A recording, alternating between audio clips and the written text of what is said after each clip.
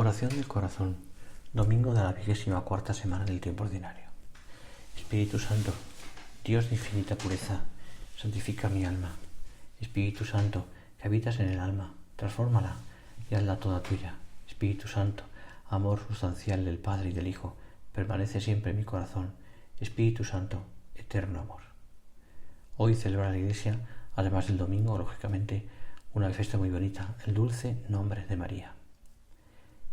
El Evangelio de San Marcos, capítulo 6, 8, versículos 27 al 35. Salió Jesús con sus discípulos hacia los pueblos de Cesarea de Filipo. Y por el camino hizo esta pregunta a sus discípulos: ¿Quién dicen los hombres que soy yo?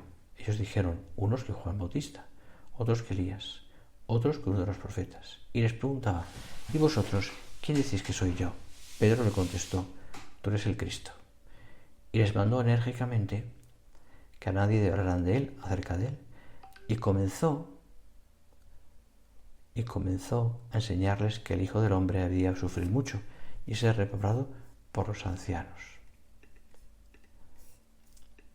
los sumos sacerdotes y los escribas, ser matado y resucitar a los 3 días. Hablaba de esto abiertamente. Tomándole aparte, Pedro se puso a increparle, pero él, volviéndose y mirando a los discípulos, reprendió a Pedro diciendo: quítate de mi vista, Satanás, porque tus pensamientos no son los de Dios, sino los de los hombres. Llamando a la gente a la vez que a sus discípulos, les dijo: si alguno quiere venir en pos de mí, niéguese a sí mismo, tome su cruz y sígame. Porque quien quiera salvar su vida la perderá, pero quien pierda su vida por amor por mí y el Evangelio la salvará. Señor, quiero ir contigo y perder mi vida por amor a ti. No me trae la cruz, evidentemente, pero creo que tú eres mi Dios, mi Salvador, mi amigo y mi fiel compañero, que ha estado y estará conmigo en todos los momentos de mi vida. Por eso, con mucha fe, esperanza y amor, quiero tener este momento de oración. Espíritu Santo, transforma mi debilidad en santidad para poder seguir tu camino. Llegamos hoy a un punto crucial en el que Jesús, después de haber verificado que Pedro y los demás, los 11, habían creído en él como Mesías e Hijo de Dios, empezó a explicarles que tenía que ir a Jerusalén y padecer allí mucho, y que tenía que ser ejecutado y resucitar al 3er día. Es un momento crítico en el que emerge el contraste entre la forma de pensar de Jesús y la de los discípulos. Pedro, de hecho, se siente con el deber de regañar al Señor, porque no puede atribuir al Mesías un final tan innoble. Entonces Jesús, a su vez, regaña a Pedro duramente. Le marca la línea, porque no piensa según Dios, sino según los hombres. Y sin darse cuenta, hace la parte de Satanás, el tentador. Sobre este punto insiste también el apóstol Pablo, el cual, escribiendo a los cristianos de Roma, les dice: no os ajustéis a este mundo, no ir con los esquemas de este mundo, sino transformaros por la renovación de la mente, para que sepáis discernir lo que es la voluntad de Dios. Cuenta una leyenda que en una ocasión una mujer budista acudió al templo con su hijo muerto. Su hijo era una criatura de 6 años y lo llevaba en brazos y con lágrimas en los ojos. Le gritaba a la imagen de Buda pidiéndole que lo curase. Y el Buda le dijo que se lo podría traer de nuevo a la vida si ella le llevaba una semilla de mostaza. Pero era una condición: debían ser semillas recogidas en la casa de alguna persona que no estuviera sufriendo algún dolor desde el año anterior. La mujer dio un salto de júbilo y salió corriendo a buscar lo que se le pedía. Fue de casa en casa hasta que recorrió toda Tailandia. Al poco tiempo volvió al Buda con las manos vacías, pero esta vez ya no pidió la curación de su hijo. Había comprendido que no había ningún hombre sin sufrimiento en esta tierra. ¿A cuántas personas conoces tú que no sufran algo en la vida? A veces nos puede dar la impresión de que fulanito o menganito no tienen problemas ni sufrimientos. Parece que todo les sonríe, les salen las cosas como ellos les habían planeado.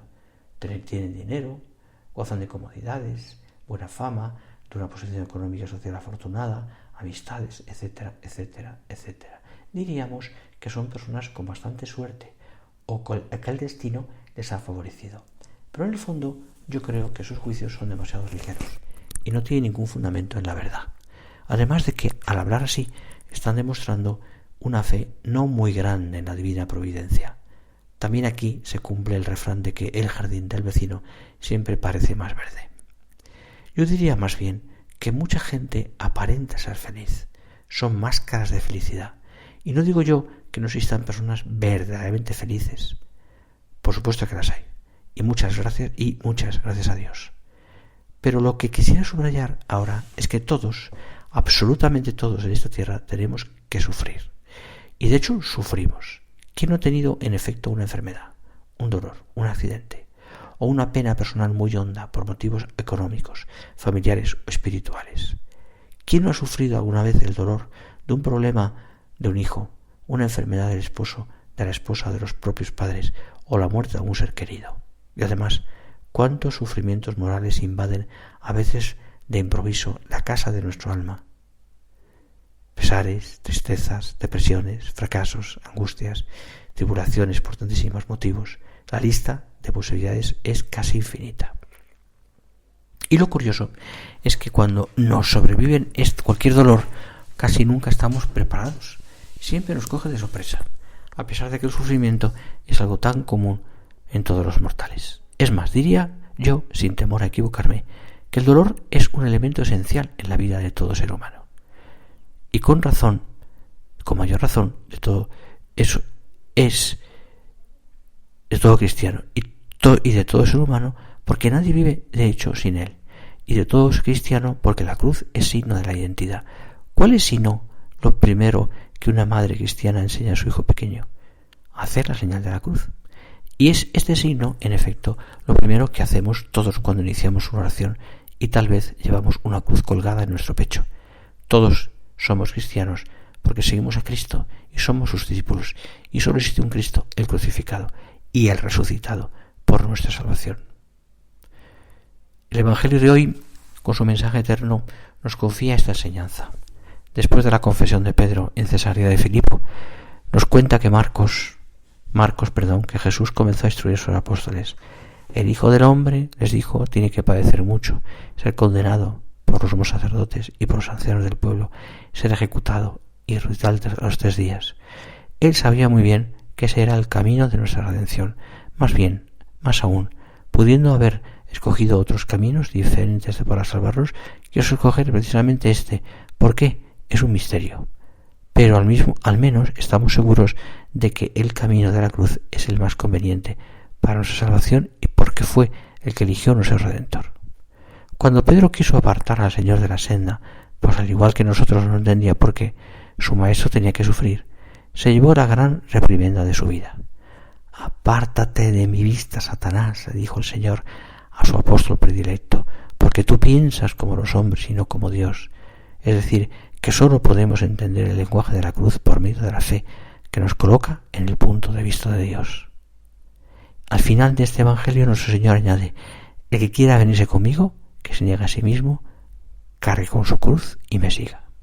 Enseñanza contundente, clarísima, ineludible.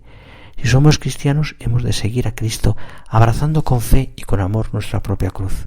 Entonces, ¿por qué nos extrañamos cuando ésta se presenta en nuestro oído, en nuestra vida?